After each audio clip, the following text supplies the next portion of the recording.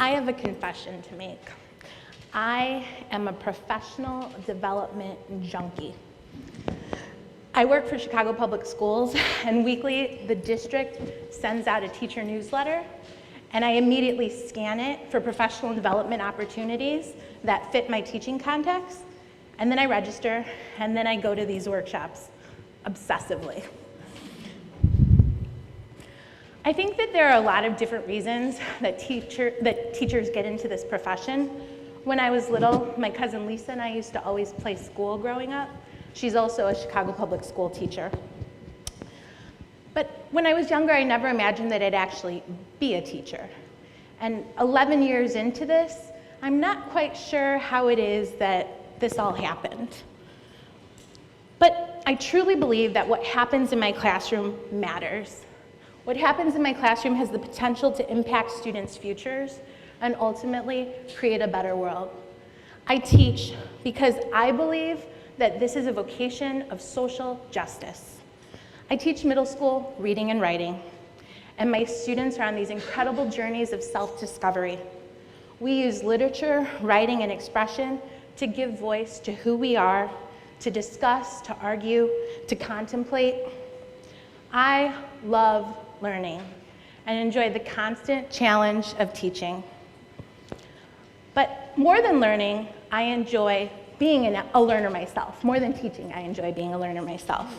And so I attend professional development obsessively. It sustains me in this work. It nurtures me as both a person and an educator. We are not just conduits for our students' learning.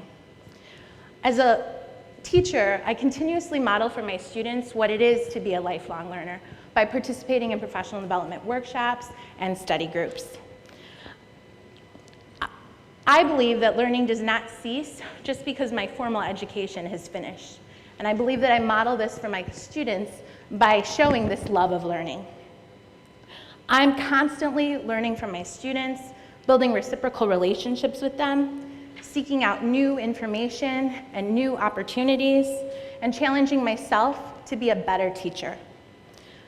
I attend professional development not just so that I can grow as a professional, but also so that I can try to make sense of this crazy world. So I do a lot of Google searches for professional development. I use my sick days to go to workshops. I write grants. During the summer, I travel.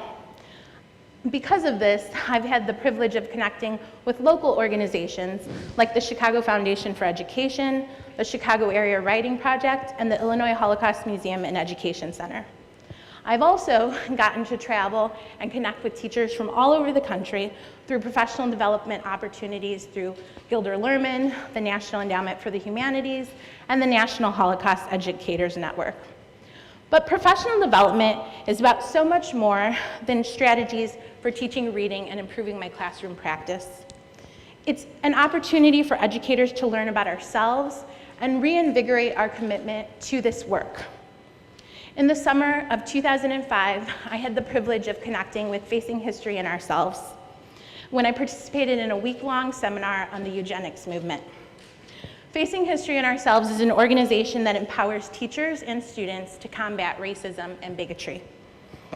Since then, I've actively participated in some 20 workshops and counting, because I'm registered for one next month, with Facing History and Ourselves. I've become a stronger facilitator of classroom discussions, and I estimate that some 700 students have benefited from my participation in their professional development. That impact is tremendous. The learning that has happened as a result.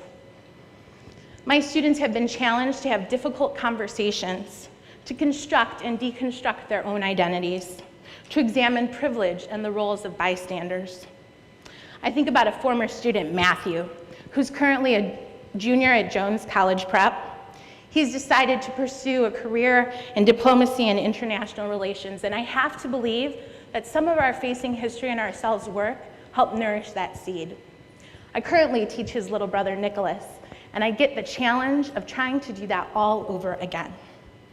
But it's not just my students who grow as a result of my participation in professional development. I don't just leave these workshops with new ideas. I leave these workshops feeling nurtured and challenged. Facing history and ourselves holds a mirror up to me and says, what kind of person are you? What kind of person do you want to be? What kind of teacher do you want to be? It's challenged me to want more, to do more, and to be more. PD helps us build networks and relationships, because this work is hard, and sometimes it feels impossible.